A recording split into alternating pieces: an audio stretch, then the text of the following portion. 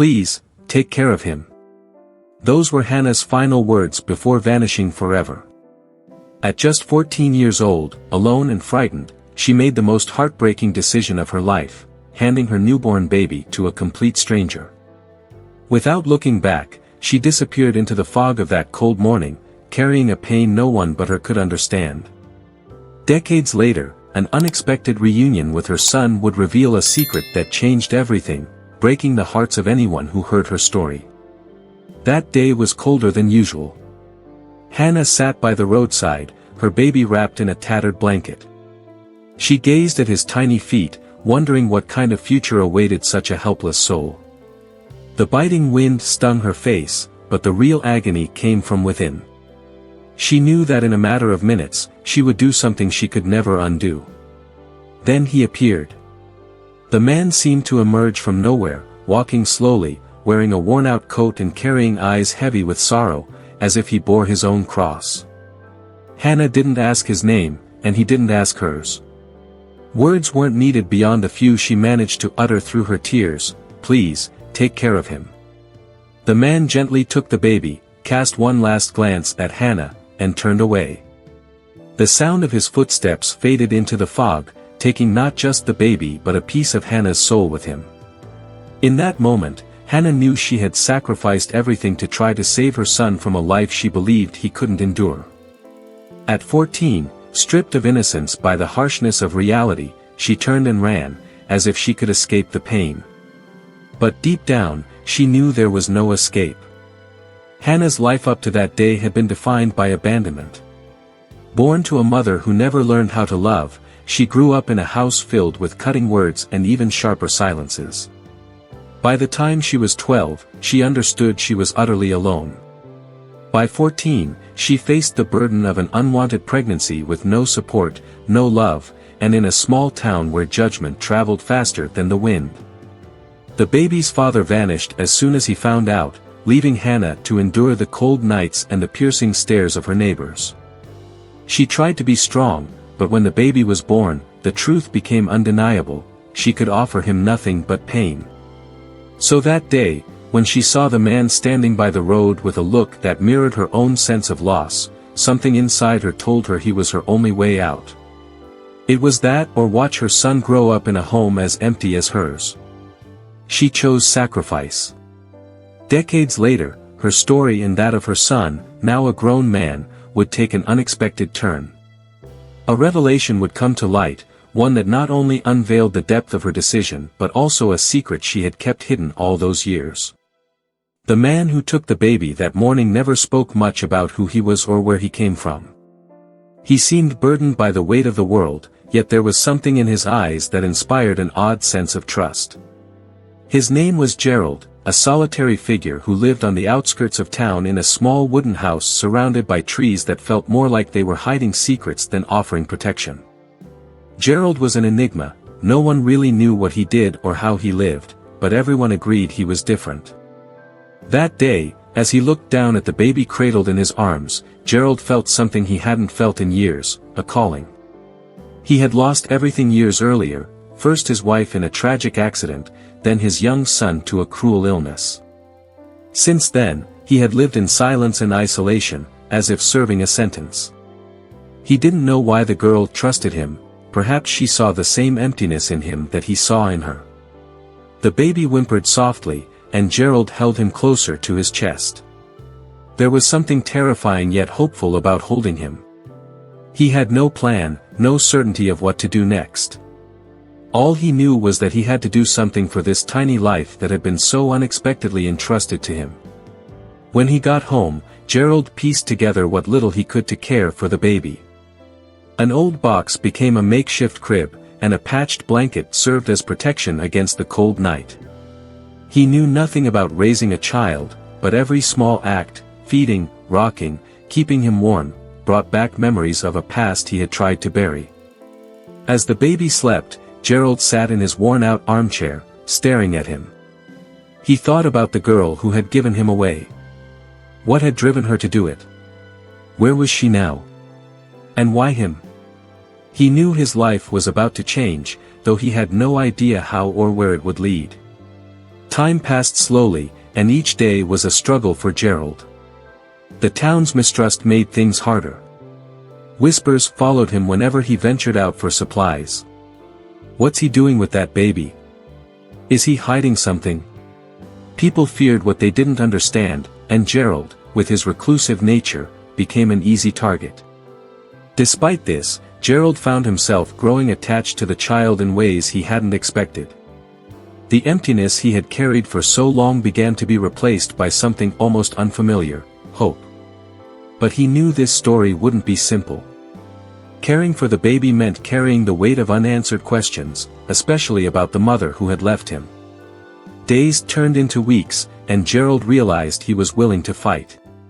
He didn't know how or for how long, but he was determined to give this child something he himself had lost: a chance at a future.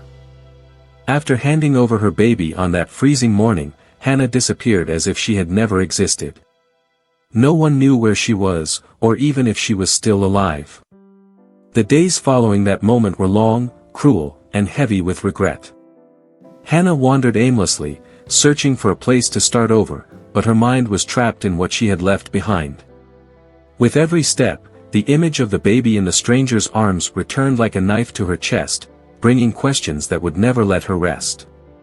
Without money, a home, or anyone to turn to, Hannah faced the harshness of the world with the little strength she had left.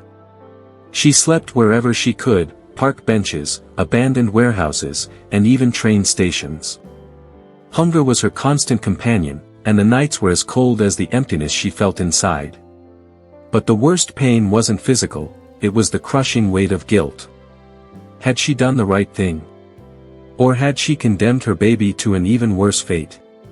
In her darkest moments, Hannah imagined what her baby's life might be like. Was he safe? Was the stranger truly caring for him? Or would he abandon him too? The questions echoed endlessly in her mind, turning it into a labyrinth of pain. No matter how hard she tried to convince herself she had done her best, a part of her refused to believe it. As months passed, Hannah began trying to build a new life, or at least the semblance of one. In a nearby town, she found work as a cleaner in a diner. The pay was low, but it was enough to keep her from starving. Over time, she managed to rent a tiny room with moldy walls and an old mattress serving as a bed. It wasn't much, but it was a start. Despite her efforts to move on, the past clung to her like a shadow. Some nights, she cried softly, hugging her knees as she thought of the baby she would never see again. Other times, she stared out the window, wishing for a different world, one where she'd had another choice. Every time she saw a child running in the street, her chest tightened, as if the universe was mocking her, reminding her of what she had lost. Yet, beneath it all, there was a strength in Hannah that no one could see. She promised herself she would never be as absent as her own mother had been. Even if she couldn't raise her child, she vowed to become a better person. The guilt that haunted her wasn't just a burden, it was also her fuel. But fate, as always, had its own plans. One day, while scrubbing the diner's floors, Hannah overheard a conversation between two customers. They spoke about a nearby town where a mysterious man had been seen caring for a baby. The details were vague, but something inside her stirred. It was as if an invisible thread had tugged at her heart, telling her this was connected to her. For the first time in months, she felt something she hadn't felt since the day she ran: hope. The baby Hannah handed over that cold morning was named James. He grew up in the care of Gerald, a man who, despite his own traumas, did everything he could to give the boy a decent life. But James's childhood was marked by an unspoken absence, a void he couldn't name but felt in every small detail. Gerald never hid the truth from James. From an early age, he told him, "You're not my blood, but that doesn't change how much you mean to me." Though the words were heartfelt, James always sensed there was more to the story. He grew up hearing whispers in the streets, curious glances, and questions that never had clear answers. Who was your mother? Why did she leave you? These questions, even when unspoken, echoed within him. James's childhood was a mix of love and unanswered questions. Gerald worked hard to be a present father. He taught James to ride a bike, fish in a nearby lake, and fix small things around the house. But in the quiet moments, when James sat alone in his small room, he wondered, who am I really? School wasn't easy either. James was a quiet boy, with eyes that seemed to carry the weight of someone far older. He rarely talked about his family, which made him a target for curiosity, and sometimes cruelty. Your mom left you because she didn't want you. Those words, spoken by a classmate, stayed with James for years. Despite Gerald's efforts to shield him, the outside world was relentless. But James had something special, a resilience that kept him moving forward, even when the pain felt unbearable. He grew up grateful for Gerald, but the lack of answers about his origins lingered like a shadow. James was 19 when he lost Gerald. That day remained etched in his memory. Gerald had been sitting on the porch in his rocking chair, gazing at the horizon as he often did at the end of the day. But that day, there was something different. He seemed more fragile, as if time had suddenly caught up with him all at once. James, he called, his voice rough. Come here. James sat beside him, noticing that Gerald was holding the old blanket he'd had since he was a baby. I don't know how much time I've got left, Gerald said, pausing to catch his breath. But I want you to know, no matter where you came from, you're my son. You always will be. That was their last conversation. Gerald passed away that night, in his sleep, with James's old blanket still in his hands. The loss was devastating, but it also marked the beginning of James's search for answers. Gerald had given him everything, but he couldn't fill the void of not knowing his origins. That night, James made a decision. He would find his mother. James set out with a mix of hope and fear in his heart. He had no idea where to start his search for his mother, but he carried with him the certainty that he had to try. His initial attempts were frustrating. The neighboring towns all seemed the same, streets that concealed more than they revealed and people who, when approached, simply shook their heads or gave vague answers. Each empty response felt like a cruel reminder that he might never find her. The blanket she left with him became a symbol of hope. He took it everywhere, showing it to anyone willing to listen. Have you seen something like this? Do you recognize this embroidery? But no one knew. To many, he was just another lost young man, chasing answers that might never come. Months passed, and James began to feel the weight of loneliness. Though he didn't want to admit it, a part of him wondered if Gerald had been right when he said that some questions were better left unanswered. There were days when he nearly gave up, but every time that happened, he remembered the judgmental stares he endured as a child, the cruel words that called him nobody's son. He needed the truth, any truth, to finally find peace. One rainy afternoon, James came across the most promising lead yet. A woman at a market hesitated when she saw the blanket. Her expression shifted, as if she recognized the embroidery, but she quickly masked her reaction. Where did you get this? She asked, her tone wary. James explained his story, his voice trembling, but instead of answering, the woman glanced around nervously, as if afraid someone might overhear. She led him to the back of the market, away from curious eyes. There, she revealed that she had seen that pattern before, many years ago. It was made by a woman who worked at a sewing workshop in a neighboring town. However, as she spoke, her eyes filled with a sadness James couldn't quite decipher. If it's her, you need to be prepared for what you'll find. James thanked the woman and left with his heart racing. For the first time, he felt like he was close to something real. But when he arrived at the sewing workshop, he discovered that the woman he sought had left years ago. She hasn't worked here in a long time. No one knows where she went. Each word felt heavier than the last, as though fate was always one step ahead of him. James left the town feeling an even deeper emptiness. Though he was closer to the truth, it still felt out of reach. It was as if the universe was toying with him, offering just enough clues to keep hope alive but never enough to provide concrete answers. Still, he knew he couldn't stop. As long as there was even the smallest chance, he would keep searching. The question that haunted him was always the same: what if she's waiting for me to find her? Hannah had spent years living as a shadow of herself. After fleeing, she tried to build a different life, but the weight of abandoning her own child followed her like an invisible scar. Time didn't heal the wound, it merely disguised it. And as if fate wanted to punish her further, her eyesight began to fail when she was just over 30. At first, it was only shadows and blurs. Hannah thought it was exhaustion or perhaps the effects of her grueling work at a laundromat. But the problem worsened. By the time she was 40, she could barely make out faces, and by 50, darkness had consumed her completely. Her blindness seemed to symbolize everything her life had become, an endless void. She lived alone in a small rented room, surviving with the help of a neighbor who brought her food and paid her bills in exchange for small chores. Her days blurred into a monotonous and silent routine. Hannah rarely spoke to anyone, but on her hardest nights, she whispered to the memory that never left her, her baby. "I hope you've had a better life than I could have given you," she would murmur into the darkness. It was like a prayer, spoken to a face she could only vaguely recall. The pain of not knowing what had happened to him was an open wound that never healed. As time passed, Hannah stopped expecting any change in her life.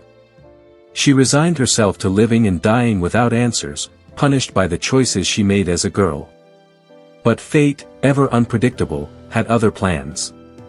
One day, as she sat in her worn chair, she heard her neighbor knock on the door. "Hannah, you won't believe this," the woman said, entering without waiting for a reply.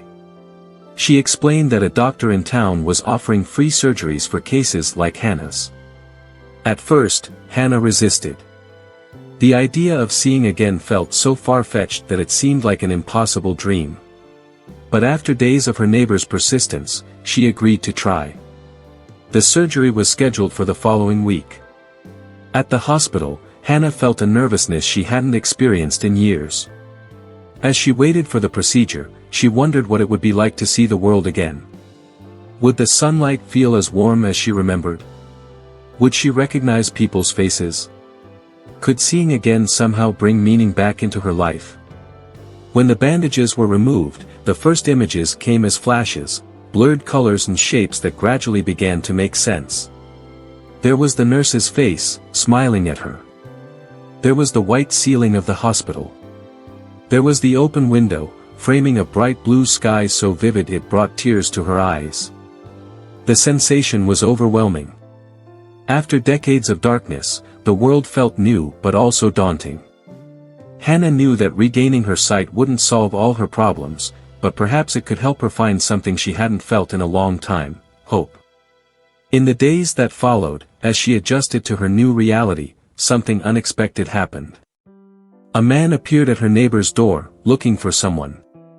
He held an old blanket in his hands and had eyes that seemed to carry the weight of an entire lifetime. The sound of footsteps echoed in the narrow hallway. Hannah, still slowly adjusting to her newly regained sight, opened the door with a mix of curiosity and apprehension. Standing there was her neighbor, accompanied by a man she had never seen before. He was tall, broad-shouldered, and carried an expression laden with emotions she couldn't quite decipher.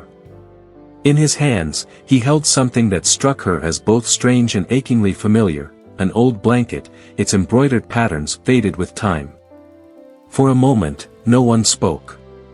The air in the room seemed heavier, charged with something unspoken. James opened his mouth, as if to say something, but the words caught in his throat. He looked at Hannah, searching her face as though trying to find a connection, something he both longed for and feared. Hannah's gaze dropped to the blanket. The faded designs stopped her cold. Her hands trembled as she took a hesitant step forward, barely able to believe what she was seeing. "Where did you get this?" she asked, her voice low and laced with a fear she couldn't explain. James took a deep breath. "I've had this blanket for as long as I can remember. It's the only thing my mother left me when she gave me to a man years ago." The weight of his words hit like a blow. Hannah's legs weakened, and she had to steady herself against the chair nearby.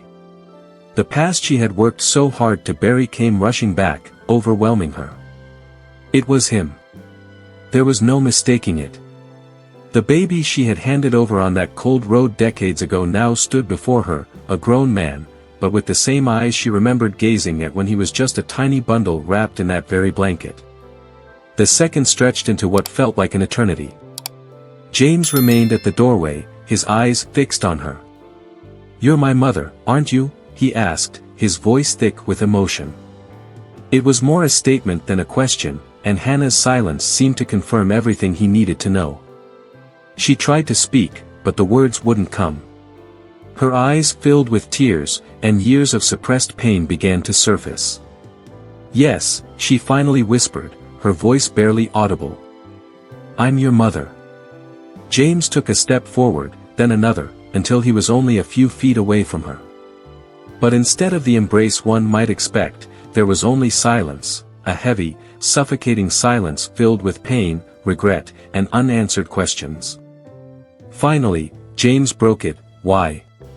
Why did you leave me?" Hannah closed her eyes, feeling the weight of his question settle heavily on her shoulders. She had known this moment would come, but she had never found the right words to prepare for it. How could she explain that, at the time, leaving James felt like the only way to save him? How could she convey that she had carried the pain of that decision every single day of her life? She took a deep breath, willing herself to respond. "I was just a girl," she began, her voice trembling. "I was 14. I didn't know what to do. I had no one to help me. I thought I was giving you a chance at a better life. But there hasn't been a single day that I haven't regretted it. Not one." James listened intently, his face unreadable, but his eyes betrayed a storm of emotions. "And you never tried to find me? You never wanted to know what happened to me?" Those words cut through Hannah like a knife. "I did," she said, her tears flowing freely now. "I wanted to every single day. But I thought you'd be better off without me. I was terrified that you'd hate me for what I did." The silence that followed was suffocating, heavy with years of pain neither of them knew how to fully express. James stood there, staring at her with eyes that mirrored her own turmoil. He had imagined this moment countless times, but now that it was here, it felt nothing like he had expected. Hannah broke the silence again, her voice hesitant and low. "I know nothing I say can take away what you felt. But, James, I never stopped thinking about you." James closed his eyes briefly, as if trying to hold back tears. "Thinking about me? Just thinking about me?" His voice was firm but laced with anguish. "I spent my entire life wondering why you left me. Wondering if it was my fault. If I wasn't enough." Hannah winced, his words hitting her with the full force of their truth. "No. It wasn't that," she said quickly, her voice shaking. "I was just a girl, James. I was scared. I thought I was saving you." James took another step forward, his face now a mix of pain and anger. "Saving me from what, Mom? From you? Because if that's the case, I would have rather grown up with you, no matter how hard it was, than spend my life not knowing who I was." The word mom hit Hannah like a punch to the gut. She didn't know if she should feel grateful or devastated. Tears streamed down her face as she tried to explain. I thought you'd have a better life with someone who could give you everything I couldn't. Gerald seemed like the right person. But I was wrong. I should never have left you." James turned away, rubbing his hands over his face as if trying to process everything. "Gerald was amazing. He gave me everything. But even he couldn't fill the hole you left." Hannah's heart broke at his words. She knew he was right. No explanation or apology could erase what he had endured. "I'm so sorry," she whispered, her voice barely audible. "I'm sorry for everything. I'm sorry for not being the mother you deserved." James turned back to her, his eyes now filled with tears he could no longer hold back. "I just wanted to understand. I wanted to know why there was never a second chance. Didn't you ever think about coming back for me? Hannah hesitated, the truth weighing heavily on her. I thought about it, she said, her voice steady but laced with sorrow. Every single day. But I was too scared. Too scared of hurting you more. Too scared you'd reject me. I was a coward, James. And that's a guilt I'll carry for the rest of my life. The silence returned, thick with the weight of their shared pain. James sank into a nearby chair, running his hands through his hair. He didn't know what to say, but for the first time, he felt like he was hearing a truth that made sense. It wasn't the explanation he wanted, but it was real. And, in some way, that mattered. I don't know if I can forgive you, he finally said, his voice low, almost a whisper. But I needed to find you. I needed to know. And now that I do, I don't know what to do with it. Hannah looked at him, tears streaming down her face. I don't expect you to forgive me. I just need you to know that I never stopped loving you. Not for a single moment. The days following their reunion were marked by an odd silence between James and Hannah. There wasn't an abrupt separation, but there also wasn't an immediate closeness. Both seemed to need time to process everything that had been said, each dealing with their pain in their own way. James returned to his routine, but there was a different weight on his chest. He now knew the truth, yet it hadn't brought the peace he had hoped for. Hannah, on the other hand, spent her days in quiet reflection. Since regaining her sight, everything seemed clearer, not just the world around her but also the guilt she had carried for so long. She wanted to reach out to James, to find a way to reconnect, but she didn't know where to start. There was no manual for mending broken hearts, especially when you were the one who had broken them. A week later, James made the first move. He showed up at Hannah's door unannounced, carrying a small bag in his hands. I brought something for you, he said, avoiding direct eye contact. From the bag, he pulled out a photograph. It was of him as a boy, standing beside Gerald at a lake, both smiling with fishing rods in their hands. Hannah took the photo gently, as if it were a precious treasure. He was a good father to you, she said, her voice trembling. James nodded, finally meeting her gaze for the first time in days. He was. He gave me everything he could. But I think, deep down, he knew I still needed something he couldn't give me. Hannah couldn't hold back her tears. She looked at James with eyes full of regret and love. I'm so sorry for leaving you with that emptiness. If I could go back, I'd do everything differently. James took a deep breath and sat down at the table beside her. I don't want you to keep blaming yourself. I know you did what you thought was right. But now that we're here, maybe it's time to try and fix things. For the first time, Hannah felt a glimmer of true hope. She didn't expect James to forgive her immediately, or ever, for that matter. But his words were an invitation, an opportunity to start something new, no matter how slowly. In the days that followed, mother and son began spending more time together. They shared small moments, a conversation about the past, a meal, even occasional laughter as they remembered Gerald's funny stories. It wasn't easy, and their interactions didn't always flow naturally, but the effort on both sides made all the difference. Hannah also started to open up about her life after abandoning James. She spoke of years of hunger, cold, and loneliness, and the blindness that felt like a silent punishment. James listened quietly, trying to piece together the reasons behind his mother's decisions. He still felt hurt, but he was beginning to see that her love, though flawed and imperfect, had always been there. One afternoon, as they walked through the park, James stopped suddenly. You know, he said, staring at the horizon, I always thought that if I found you, I'd tell you I hated you. But I can't. I can't hate you because, somehow, I know you loved me, even when you left. Hannah stood beside him, her eyes brimming with tears. I do love you, James. I always have. And I'll spend the rest of my life trying to show you that. Months passed since their reunion, and the relationship between James and Hannah continued to evolve. It wasn't perfect, but it was real. Both still carried scars, some raw, others beginning to heal, but there was now a mutual effort to mend what could be mended and accept what couldn't be changed. One sunny morning, as they sat together at Hannah's small kitchen table, James looked at her and, for the first time, saw more than the woman who had left him. He saw someone who had borne the weight of impossible choices, someone who had failed but was now trying desperately to make things right. "You know," he said, turning his coffee mug in his hands, "sometimes I think about what my life could have been like if you'd stayed. And as much as I suffered, I think I understand why you did what you did. I don't know if it was the right thing, but I get it." Hannah met his gaze, her eyes welling up, but she stayed silent. Some words carried more weight than answers, and she knew James was still processing everything. Instead of speaking, she placed her hand over his, a small gesture but one full of meaning.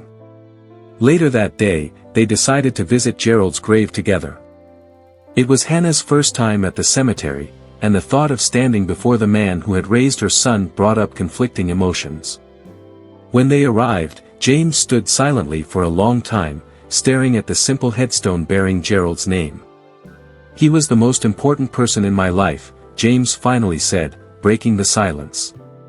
"But now, I think there's room for you, too." Hannah let her tears fall freely, not bothering to hide them. She knew she could never replace Gerald, but hearing those words from James was a balm to her heart.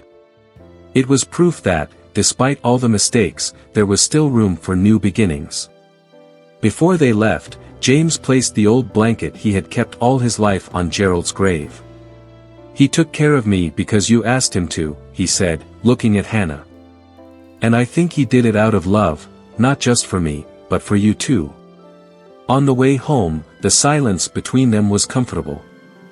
There were fewer unspoken words now, just the shared presence they had both longed for. In the months that followed, Hannah became a part of James's life in small but meaningful ways. She joined him on walks, helped with small projects, and they often laughed together at stories Gerald used to tell. Their relationship wasn't perfect, but it was honest, built on mutual acceptance and a desire to move forward. One evening, as they watched the sunset from Hannah's window, James broke the quiet. "I don't know what the future holds, but I want you to know you'll always have a place in my life." Hannah looked at him with a shy yet deeply emotional smile. "And you will always have my love, James. Always." The day was coming to an end, and the sky painted itself in shades of orange and purple as James and Hannah returned from the cemetery. There was a different kind of tranquility between them, a silence not of emptiness but of mutual understanding. Yet, something unexpected was still on the horizon, something neither of them could have anticipated. That evening, as Hannah was in the kitchen preparing tea, James stumbled upon a small box in one of the old cabinets. It was wooden, weathered with time, and had a rusty lock. "What's this?" he asked, carrying it over to Hannah. She paused for a moment, as if pulling a long-forgotten memory from the depths of her mind. "It's something I've kept for years but never had the courage to open." With trembling hands, she unlocked the box.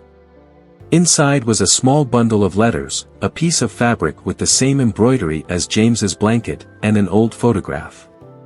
Hannah picked up the photo, and her eyes filled with tears as she recognized the face of her mother. It was the only picture she had of the woman who had raised her, or at least tried to. "This was my mother," Hannah said, showing the photo to James. "She left me too. And as much as I hated her for it, I think I'm only now beginning to understand why." James studied the photo and then looked back at Hannah. "Do you think you did the same thing she did?" She shook her head, fighting back tears. "I thought I was breaking the cycle, but deep down, I repeated the same mistakes.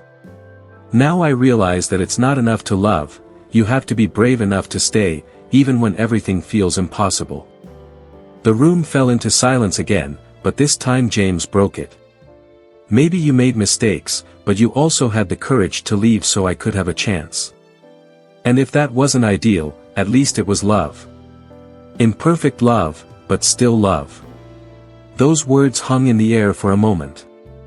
For Hannah, it was the first time someone had acknowledged that, even with all her faults, her decision had come from her heart. A few days later, James made a decision that took Hannah by surprise.